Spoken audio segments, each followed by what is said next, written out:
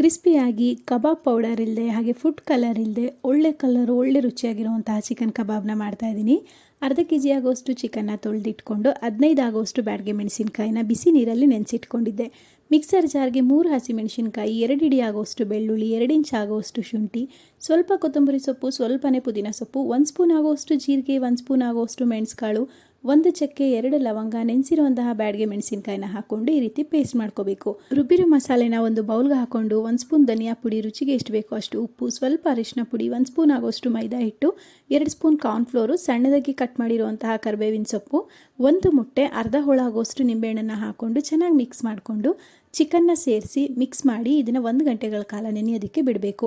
1 ಗಂಟೆ ನಂತರ ಮತ್ತೆ ಒಂದು ಸಲ ಮಿಕ್ಸ್ ಮಾಡಿಕೊಂಡು ಚೆನ್ನಾಗಿ ಬಿಸಿಯಾಗಿರುವಂತಹ ಎಣ್ಣೆಗೆ ಹಾಕಿ ಈ ರೀತಿ ಕಲ್ಲರು ಹಾಗೆ ಮೇಲೆಲ್ಲ ಸ್ವಲ್ಪ ಗರ್ಗರಿಯಾಗಿ ಆಗೋವರೆಗೂ ಫ್ರೈ ಮಾಡಿಕೊಂಡ್ರೆ ಯಾವುದೇ ರೀತಿಯಾದ ಫುಡ್ ಕಲರ್ ಆಗಲಿ ಕಬಾಬ್ ಪೌಡರ್ ಇಲ್ಲದೆ ರುಚಿಯಾಗಿರುವಂತಹ ಚಿಕನ್ ಕಬಾಬ್ ರೆಡಿ.